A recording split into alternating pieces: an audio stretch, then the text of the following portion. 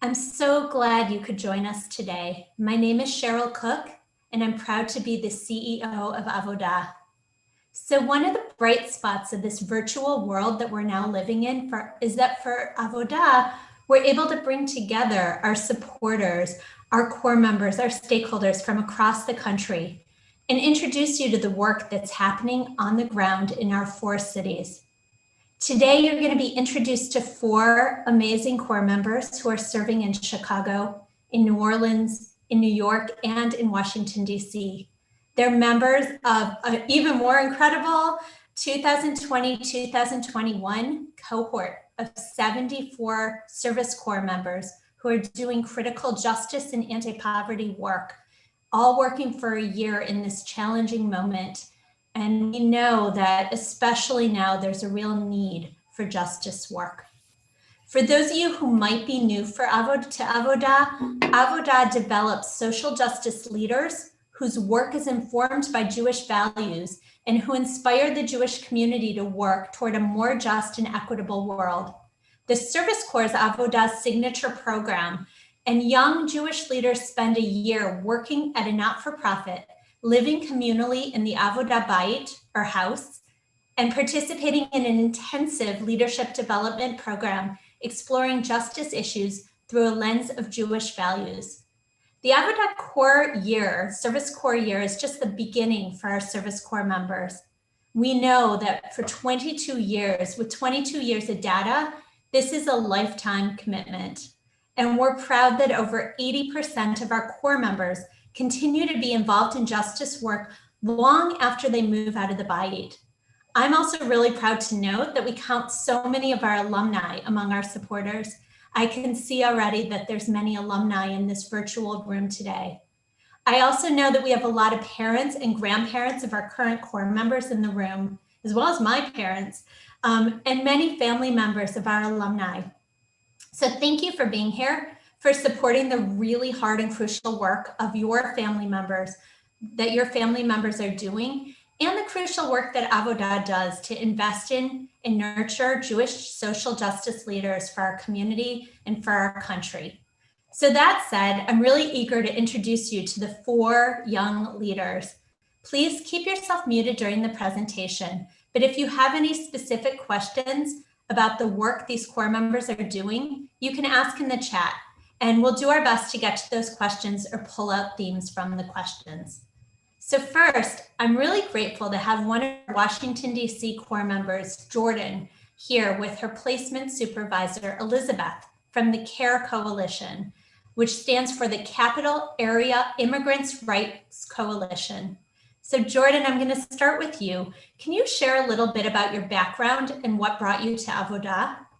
Sure, yeah. So I'm Jordan. I use she, her pronouns. I grew up on Long Island, New York, and attended Vassar College and studied sociology and Hispanic studies while there. And I became really involved in social justice work before college, but really approached it through Judaism while in college. And that's kind of what drew me more and more towards Avodah, because Avodah lets you do social justice and Judaism in every facet of your life with both your job and in the home. So that's really was my huge impetus for Avodah. Thanks. I want to return to you in a minute to other pieces of what you've shared. But first, Elizabeth, can you tell us a little bit more about CARE Coalition and your role there? Sure, and thank you so much for having me. It's been a pleasure to work with Avodah this year, and in particular with Jordan. So the CARE Coalition, as we are known colloquially, is a legal services provider and a social services provider. About 99% of the people we work with are held in immigration detention centers in the Washington, D.C. area. And so for me as an attorney, what that means is I take cases to trial and we try to win things like asylum or other forms of protection under the law.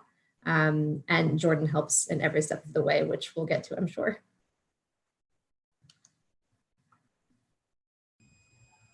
And just tell me, how has your work changed during COVID while I still have you? Then I'm going to turn back to Jordan. Right, so if you could imagine thousands of people being held in detention centers, normally what we do was go visit these people en masse for a couple of reasons. One, to teach them their rights. So in the event that they have to represent themselves, which is the case in upwards of 90% of people held in detention in the United States, they at least have some information. Two, some of the people we do end up taking on for full legal representation. And so, for example, when I have clients who are detained, I like to go see them.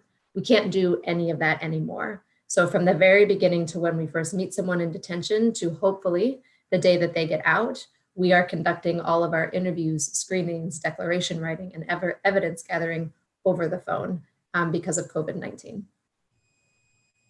Thanks. It sounds potentially isolating for the people that you're talking to. Jordan, I'd love to hear more about what you do at CARE Coalition and what your day-to-day looks like right now.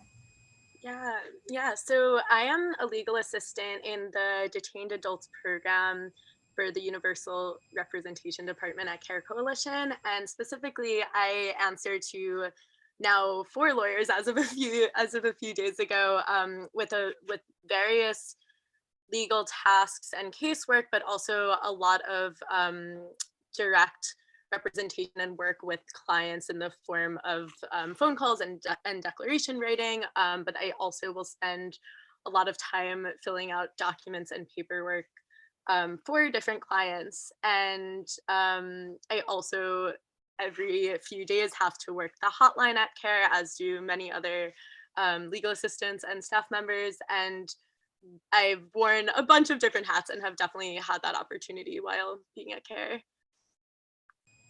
And can you talk a little bit more about the kind of cases you're working on particularly? Yeah, definitely. I think Elizabeth and I were just talking about this. I think I've talked to at least like 50 clients since coming to CARE. And most recently, I had the opportunity to work on a case with someone who actually was not detained, who was applying for a U visa, which is extended protection to someone in the United States who has an immigrant who has been a victim of a crime and is a non-citizen and needs protection. And I've been working on this case with a man who is from Guatemala and trying to help him fill out the forms and apply for the U visa, but that entailed hour-long phone calls filling out these forms, trying to raise money to pay for the forms, also calling him to hear his testimony and story and then put that into the form of a declaration, and also reaching out to his family in Guatemala and having to do just piece together various legal documents to file in court so that he could eventually attain protection. And if you're comfortable, and I don't know, could you share a little bit more about his story or any of the stories of, the clients you've seen? Yeah, I mean, of course, I think that, his story and the clients that I've seen, it's like the clients that we're working with at CARE are fleeing some of the most violent, intense, scary, sad conditions that we can imagine. And then on top of that, they are put into a really harsh, racist criminal justice system and immigration system. And I think that you can really see that in the stories and when you hear that from people. And that actually comes up a lot in the declaration writing, which is one of the biggest tasks that I do as a legal assistant, in which I have to learn someone's testimony and then essentially like help them to write a declaration and then read it back to them, which is it's sad and it's some pretty traumatic experiences, and it's people that are really just like forgotten about in our system and in our society. So it's pretty amazing that CARE provides universal representation to people who are in detention centers. Yeah. Thanks. And Elizabeth, do you want to add anything about the kind of cases, over a long period of time that you've seen? Well, I want to add to what Jordan has said about her own work. So Jordan is absolutely extraordinary. And when she says, oh, I do declarations a lot. So if I can just explain what that means, doing a declaration means in COVID, sitting with someone who's never seen your face ever and never will. It is sitting with someone who has to tell you the worst thing that has ever happened to them in their lives, or maybe their families or their babies, and is doing it in a foreign language. Jordan does all of that constantly, I would say almost daily, with extraordinary grace, unending patience, and epic quality, which as an attorney is the biggest gift I can ever ask for. Because when Jordan says she works on a team of attorneys, if you think of 4 lawyers, our full caseloads are about 4 or 5 cases going to trial. Going to trial is a really big, resource-intensive, heavy workload. And Jordan alleviates all of that for all of us. So these aren't just piecemeal things she's doing just for me. Secondly, this particular case I think is a great example. One, we rarely work in the non-detained context. So this is a very unusual case that Jordan was navigating for the first time, again, with unbelievable grace. And when she said, we had to raise some money, we had to raise $930 by this past weekend, and she did it in 48 hours. So Jordan is the type of person who understands the economic injustice, the racial injustice in these systems, and yet is not overwhelmed by them. You know, she has that in her head and can just still do the work. And her doing the work means I can do my work. And in fact, with this particular case that she took, I've said this many times to others, she took this case at the end of 2020. She just took it off my plate. At that same time, I was able to accept 2 more cases of people in detention because I had increased capacity because of Jordan. And you know, Jordan is my closest glimpse of Avodah, but if this is the kind of people that Avodah is supplying across the country, then all of us are definitely better off for it. And you know, the work it's incredibly traumatic. It is frustrating. It is designed to turn people away and make these folks fail. And she just doesn't let that happen. It's incredible. Thanks for sharing that. I really appreciate it. And a question came in that I want to throw in right now. And Jordan, you can answer it, or Elizabeth. How do clients get in touch with CARE Coalition? I could start, and Elizabeth, feel free to jump in. Well, a lot of the time, because we only represent clients who are detained, they can get in touch with CARE Coalition via the detention centers. There are hotlines that give instructions for how to contact CARE, and also CARE is one of the only places that people can actually be provided legal assistance through while in detention centers. And so we provide a hotline that would connect to representation in different forms. And then there's also, which is something that I work on too, is there is a CARE Coalition phone number on the website, and family members will often call that and leave messages and refer their family members for CARE Coalition. But Elizabeth, I don't know if you want to jump in there. Yeah, that's right. So people really get in touch with us once they're in immigration custody. Unfortunately, our phone number gets out, but we don't represent people unless they are detained. And like Jordan said, we're one of the only organizations in the region that has 100, well, maybe 98% of our clients who are held in detention. The sad truth is, you know, of all the hundreds of people in detention, we can't take most of their cases for full representation. So while my team does that, you know, there's 4 of us taking a handful of cases every year, hundreds of other people don't get an attorney. And so what we do instead is, as I mentioned, deliver Know Your Rights trainings, help them fill out forms without offering full representation. We still believe, and data shows that does increase success rates, but there just aren't enough attorneys to go around for everybody. Thanks. I was down at the border a couple summers ago and saw the same thing at the detention centers there down in San Diego. It's really resonating. Jordan, I'd love to hear a little bit more about what it's like to work while working remotely and living in a bayit in a house with many others. What's that look? Yeah, I mean, one of the things I think of in the remote work is the fact that, as Elizabeth said, this job is normally, we would be going to detention centers regularly and is normally really reliant on in-person client face-to-face communication. So in a remote world, Care Coalition, we're doing almost, yeah, I'm doing like all my work on through phone calls, and I'm having to connect with clients in that way and learn about them, and really, as Elizabeth said, like have them tell me the worst things about their lives via phone call. So really having to navigate that is one thing. And then of course there is the component of, yeah, we're in a house with a lot of people, and people are working remotely, but it's, I mean, sometimes it's nice to have this community where it's like, it's kind of an office experience. There is someone who's working at Casa de Maryland, and will like overlap and be running our hotlines at the same time. And that's like a nice feeling to have in the home for sure. Thanks. And what's this work meant for you, Jordan, and your possible future plans after Avodah? Yeah.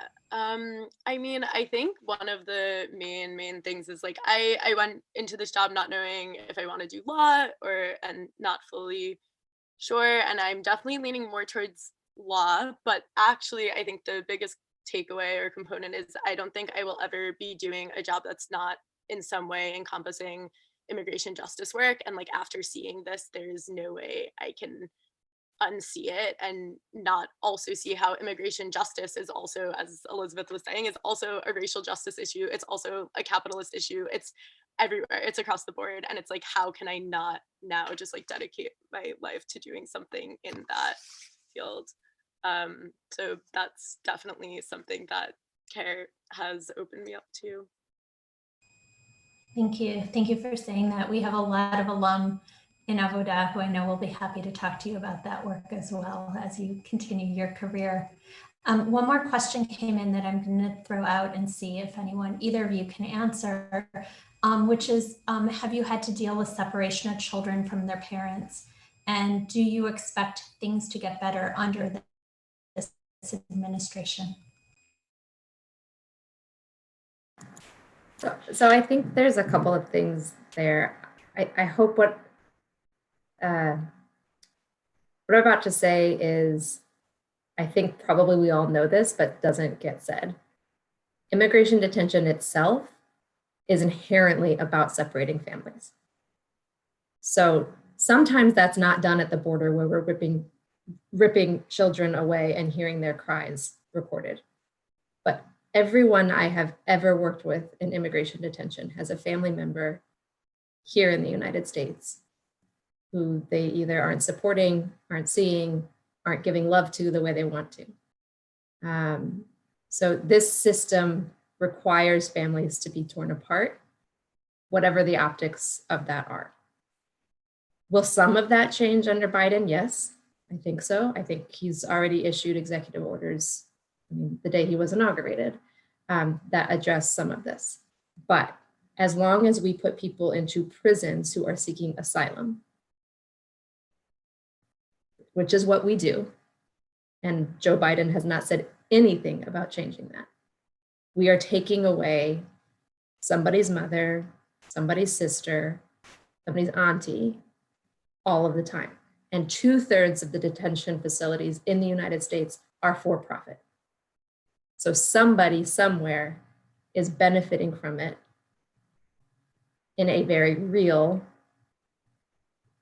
in my view, morally vapid sort of way that for some reason we tolerate.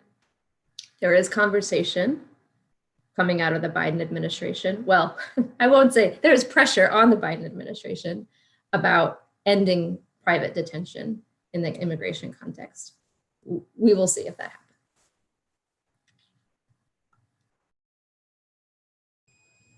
Thank you. Elizabeth, thank you. And Jordan, thank you. You both spoke so eloquently. I really appreciate you being here tonight. It was really enlightening to hear. So I want to move on, and I am really grateful to have 3 other Service Corps members who are here this evening. Danielle, who's in Chicago, Josh in New York City, and Reilly in New Orleans. So I am going to start with you, Danielle. Can you start by telling us about the organization that you work in, Broadway Youth Center? Yeah, hi. So the Broadway Youth Center is an LGBTQ youth program underneath Howard Brown Health, the largest health provider that focuses on LGBTQ or LGBTQ healthcare. So we serve population from ages 12 to 24. We don't turn anyone away, so not everyone is within that community. But the majority of our clients, we call them young people, are experiencing homelessness. We like to call ourselves, or think of ourselves as like a one-stop shop. We have a clinic on site, so we can always have young people stop by and get medical attention. We have a team that focuses on housing, phone bills, rent, food. My team is kind of the first team people see. We do what's called the drop-in team. We provide food every day, hygiene products, clothing, snacks, and bus cards, and a gift card once a week. Yeah. And how has the work of that's intensive work, and here we are in COVID. So how has that work changed during COVID?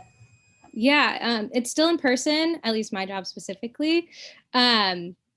It's unfortunately become a little more transactional, but at the cost of being, or at least we were able to stay open and still serve this community. But it used to be a place where young people could come in and just hang out for a bit, have a place where they could sleep if they didn't have a place that they were able to the night before.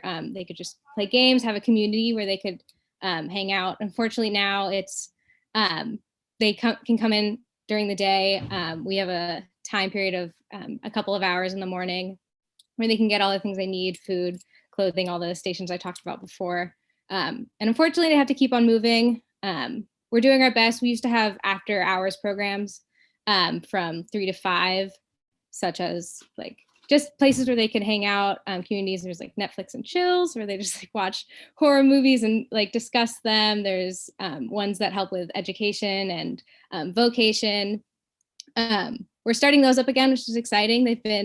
They stopped in March, but are starting up again, which is very exciting. But yeah, it's a little sad. It's harder to create connections with the young people these days, but we're doing as much as we can. And what's your day-to-day like? Yeah, so full day kind of. We go in, we start services at 9. We actually just moved. We were initially in our old building, but we've since moved to a heated tent outside. We did that so that we can fit more young people in during services. We used to have to cap it at a much lower number, but this way we can have a lot more of them in at one time, so they're not waiting out in the cold. So we go in, you man one of the stations. It changes every day, so that's always fun. But they get their food, hygiene, clothes. They can sign up for the programs that we're about to start, and then they sign up for their bus cards and gift cards and all of those. And that's our day, and then that ends at 11:30. We have a debrief meeting about what happened during the day, who we saw, anyone that needs further care. We do some restocking and everything, and then we actually have our dinner service, which is just food and bus cards, but that's from 3 to 5. So we're able to have 2 different services, which is pretty nice. Thank you. And I'm reminded as you're talking, you're in Chicago. Yes. It's cold. So. It is cold, yes. The heating finally started working, but it was pretty cold at first, but we figured it out. Yeah. Thank you. I'm going to come back to you, but let me move on. And Josh, hear about the work you're doing at Project Renewal in New York.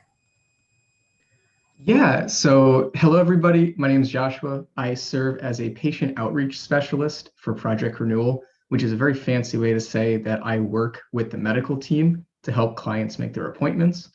The interesting thing, and I think the really ingenious thing about what Project Renewal does is we operate a couple clinics in the city for unhoused and homeless people and people in the shelter system. But what we really strive to do and what we really thrive at is we have medical vans. So if you've ever donated blood or gone to a bookmobile, that kind of vehicle, we deck out into a doctor's office and then park at specific locations. So one of the places that I go to is the largest food pantry in the city. It's at a church called Holy Apostle. And some other sites that we go to are some shelters that we've partnered with. And for a lot of reasons, but most obviously COVID concerns during the pandemic right now, a lot of people in the city that would normally go to ERs or other hospitals for their medical care aren't. And we serve as the stopgap in order to make sure that their medical needs are met, but also that they are given the treatment that they need if they're not able to get to other locations. A lot of the people that we meet have mobility issues. Some of them might not speak English as their first language, and some of the people that we work with are undocumented. And for those and other reasons, we serve a very important role in bringing healthcare to them because they can't get to healthcare. And by bridging that gap, we can make their time in the shelter system while they're waiting for their housing application a little bit better and give them some agency in being able to turn a new chapter in their life or start something better. So you're on the medical van itself? Yes. So 4 days a week, I'm working on the medical vans. It's me, a doctor, and a nurse. I'm in charge of checking clients in, working with them to get their insurance certified. And if they need to set up any appointments outside of our services, I can refer them as well. The other day a week, I work at a women's only shelter in Midtown. And with that, it's the same kind of services. In addition to working with staff there to make sure that the clients have their needs met, whether that's medical or anything else I can help with. And can you just tell me a little bit about the safety precautions that you and your team take because of COVID particularly? Yeah, so originally when the city got hit with COVID in last March, we shut the vans down. And the previous Avodah person before me can attest to that, where there was a few weeks of uncertainty. But the medical staff and the leadership team at Project Renewal really sat down and said, okay, we need to provide these services. These are stopgap measures. What can we do to make sure that we can stay safe and the clients can stay safe? And they came together and they sat down, and what we decided on was we are dropping off how many patients we can see. We're vigorously disinfecting everything. We're making sure we're social distancing at all times, which on a van is very hard to do because 6 feet in any direction is usually outside the van. But we made it work. And I'm very happy to say that starting in early January, I've been a part of a vaccination effort that we've actually been able to put on thanks to our partnership with the city. Over the past few weeks, we've vaccinated around 500 staff members in Project Renewal. And I actually got my second shot today. So it's been a great time. And I'm even happier to say that starting next week on Monday, we'll be able to start vaccinating our clients. Originally, people in the shelter system weren't on the list of who could get vaccinated, which was a big deal for a lot of the advocacy orgs in the city because this is a very high need, high risk community of people. And thanks to pressure that was put on the city and pressure that was put on the governor, we were able to get people in the system on the list, and we've been able to put them into 1B. So we're now able to vaccinate them with doses that we have. And that's a really exciting thing to be a part of because not only am I meeting medical need, but I'm also making sure that they're safe from the pandemic that is sadly still here. Congratulations on getting the second vaccine. That's pretty incredible and really exciting to hear what's coming. Thank you. I'm going to come back to you too, Joshua. I want to turn to Reilly. Reilly, you're at Vote in New Orleans, and I'd love to hear a little bit about the organization and your role there. Good evening, everyone. My name is Reilly. I use she, her pronouns. Thank you so much for having me. And yes, I am placed at VOTE in New Orleans, and VOTE stands for Voice of the Experience. So it's an entirely formerly incarcerated, founded, and funded nonprofit, which is super, super cool and important to the work that I do. And their mission is really to just re-enfranchise people who are coming home from jail and prison. And that looks like a full restoration of civil liberties. But as you can imagine, this year in particular, that's meant a lot of voting rights. So civil liberties, including voting registration. And just 2 legislative sessions ago in New Orleans, Act 636 was passed in part because of my placement, which is super cool. And that allows formerly incarcerated people to vote. So a lot of what I've been doing up until all the way until the runoff, the Georgia runoff, that is, in January, is I'm doing a kind of like targeted phone banking. So calling our formerly incarcerated members. We have about 600 members. So checking in individually with our members and asking them, are you registered to vote? If not, if it's not too late, you know, back in September, this is like, can I help you register to vote? And if you're not registered, why? And what we found is that for a lot of folks, there were these unsurprisingly bureaucratic barriers in their way that were preventing them from registering despite it having been legalized. So I did a lot of plaintiff recruitment actually in the fall. Our organization is suing the state of Louisiana for voter suppression right now. So I did a lot of phone calls where I was sort of like, hey, are you registered? And if you're not, did you try? And if you tried, why weren't you able to? And if you're willing and comfortable, can I interview you? And can I collect your story? And can we use it to bolster our case against the state? So we have both a legislative and legal sector to our work. So we're both pursuing a bill right now to remove some of those barriers, and then we're also suing the state. So I was sort of able to speak individually with people who were formerly incarcerated about what voting meant for them. And then after the general election, VOTE is in a national coalition with formerly incarcerated voters. And so we kind of like switched gears to the runoff, to the Senate runoff races in Georgia. So I was able to do some remote phone banking there. I really appreciate you lifting the issue out, not just like a law is passed, but that's not always the end of, you know, implementing something fully. So thank you for sharing that. I'd love to hear what it's like to be 100% remote and do that work. What's that look like? Yeah, definitely. This is actually my first week in New Orleans. I'm quarantining right now. So I'm about to move into the Bayou, but I've been remote up until now. And one project in particular that I feel like kind of highlights what it meant for me this past, 6 months to be remote is that I did a lot of like data visualization and some mapping actually, where I was able to, despite being so far away, look at the precincts, like the voting registries in New Orleans, and look at where do we have like the highest propensity of people who are both like formerly incarcerated and haven't voted early, and then kind of apply pressure there. So I was able to like via an Excel spreadsheet help some of my higher ups determine the neighborhoods that were worth canvassing in. So I feel like that's just sort of one anecdote that kind of highlights how I've been able to plug in from afar, but definitely now going forward until August, I'll be here in New Orleans. And I think it is going to look super different for me on the ground to be able to have like a relationship with community organizers.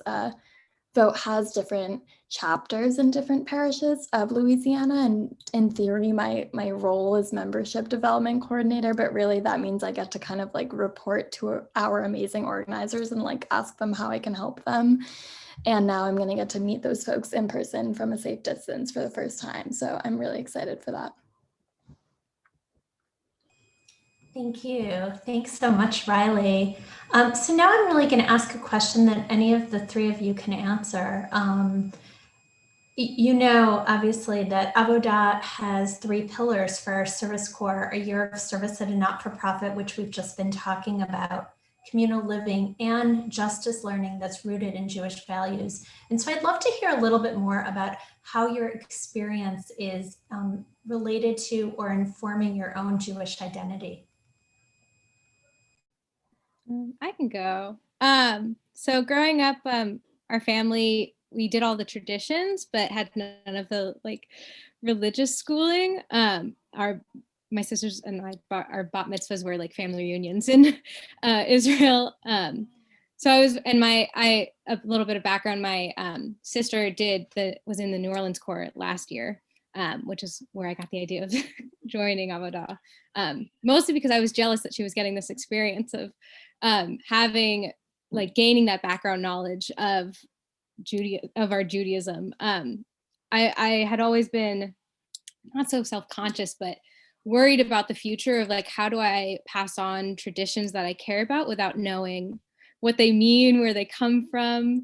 And now I'm able to gain that knowledge through through programming and through my my housemates here. We started a small Torah study every week.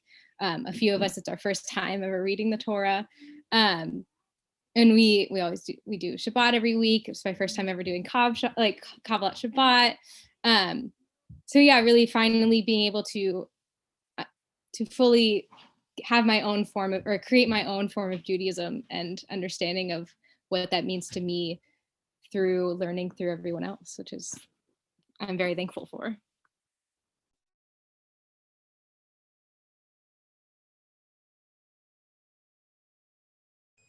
Reilly and Josh, if you want to either step in or, and answer that question, or if there is a program that you kind of want to hold up and say, like, this is a program that I'm thinking about that really has helped move my thinking along this year. It was really a highlight for me this year.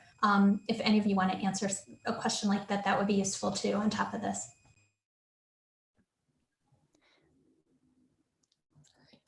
Well, I would just say one program that I've been thinking a lot about since we had it was sort of thinking about what reparations means in a Jewish community and how that can kind of translate and map on to other communities. And I've been appreciative of Avodah's commitment to thinking about other things that are happening socially right now, and not being tone deaf in like fundraising initiatives. And I think the conversation that we were able to have, like, nationally and both by chapter about what reparations looks like and how to give back directly to communities has really resonated with me. And other than that, yeah, I'm really excited to move into the Bayit because I haven't had a ton of like in-house experiences yet.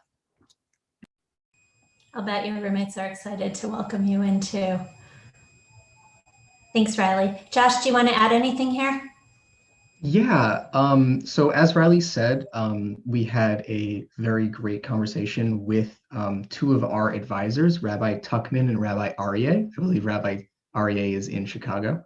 And on top of that reparations conversation, we've had a lot of good conversations with other members of Avodah, because we tend to do these as a national call instead of cities, in kind of just diving into not why is social justice Jewish, but how can we approach social justice in a Jewish way? So from the Torah, from the Tanakh, or just from Jewish cultural understandings, how can we base social justice in who we are religiously and culturally? And kind of having that grounding of social justice isn't just a Jewish thing, but it is a thing that we can contribute to, is a great conversation to have, because it doesn't put us in the middle of the conversation, but it adds our voices. And that understanding that it's not always about us is very integral to the work that we do in our placements, but also the work that we do moving forward to change those structural problems that we're trying to address. Thank you. And I'd love to hear, thanks, Joshua. I'd love to hear what living in community with lots of roommates has been like. What are some of the highlights this year? I can jump on that. So in New York City, we have 2 bayits. There are in total 24 people in the city right now. And I'm in the bayit, or the house, in Bushwick, which is in Brooklyn. And it is a lot. There are 10 or 11 of us in the house, depending on if someone's home visiting family, or if someone's taking a mental health break in an apartment somewhere else in the city. But regardless of if we have a full house or not, there's always something going on. Dinner is always a lively time. And it's it's something that a lot of people can't experience right now. And that's something that I've really taken to heart, is that because of the restrictions that we have in New York City and elsewhere because of the pandemic, interacting with people outside of maybe going to work or maybe being on the subway is hard. And to know that when I come home from work, I have the ability to talk for hours with my friends, and just be in a space where I can be social and not have to have a fear about potentially exposing myself or others, is something that I'm really grateful for. And it's something that we've also really taken to heart with everyone else in the house as well.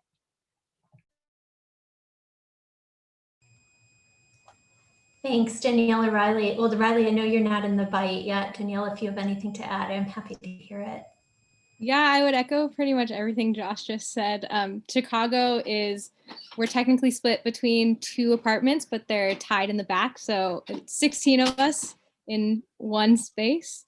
You definitely feel it sometimes, but exactly what Josh says, like, I always have to remind myself how lucky I am to be in this situation. There are so many, it's such an isolating time in our lives right now, but I am able to live with 15, sorry. Very cool people. I guess 16. We have a cat in the house. Yeah, so very interesting people that I always get to experience life with. It's a very interesting time to be living right now, and we're also in a very interesting way to experience it, I'd say. Absolutely. No, thank you. There's a great question that was just posed that I'm actually going to pose as our last question, which is how is this program influencing the future?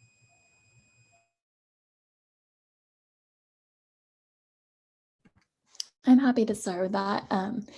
I would sort of break it into 2 categories, both like personally and religiously, and then also professionally. And I think one huge thing personally and religiously is that going into this program, I had a lot of like anxiety about the role that Judaism like has and will play for me. And I was sort of like anxious about being quote unquote Jewish enough and like what my upbringing looked like. And even just from having had like one, social distance Shabbat with my bite last week, I'm already feeling like way more at ease and like excited about how I want to kind of renegotiate religion for myself. So that's a really exciting thing.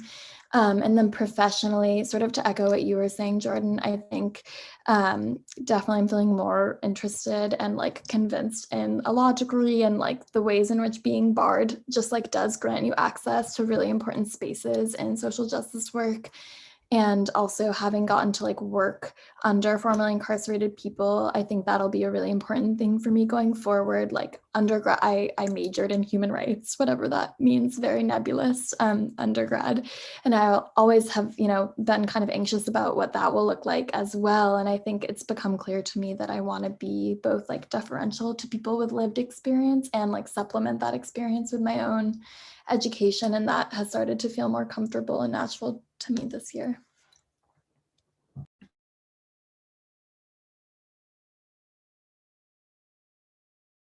Oh, I knew it was going to happen. You go, Josh. Okay, cool. And yeah, exactly as Reilly said, I think for Joshua. Okay, cool.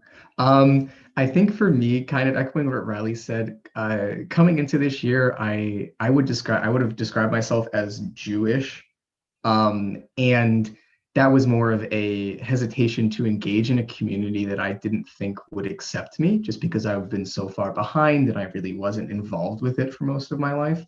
But I've been really happy with my house, and they've been incredibly welcoming, and we've had a lot of unorthodox, as in interesting ways, not in the denomination, approaching Judaism as in ritual and as in a community. And that's been really exciting for me. For the professional aspect of this question, I think for me, it's solidified my belief in equity and not equality, especially with the clients that we're working with right now. It's one thing to meet their needs, it's another thing to eliminate that need. And especially with our clients, they need some medical paperwork in order to submit their housing application to get out of the shelter system. And we're one of the few agencies that provides that in a way that they're able to access. So instead of just meeting their needs while they continuously stay in the system, we also provide the information and the documentation for them to create their way potentially out of that cycle. And that's something that is really sticking with me. And that's something I hope to continue with whatever job I have after this. Thanks. Danielle, you have one sentence? Yeah, I'll be brief. Yeah, just like how I said, really building my community here and then being able to expand outwards is very exciting. And I guess just, yeah, knowing that this is a great jumping off point to always having social justice work in my future is an exciting experience. Thank you. Thank you, Joshua. Thank you, Danielle. Thank you, Reilly. And I really want to thank everyone who was here tonight. I'm really proud, and we're all really proud of the work you're all doing. And I know you're just a representation of the work that many of your housemates and peers are doing across the country. So thank you for speaking, for sharing your stories, and sharing the stories of the people that you're working with and what that really looks like on the ground. And for those people who are on the phone tonight who are our supporters, I also really want to thank you, because your support really makes this work possible. So thank you. Have a good evening and good night.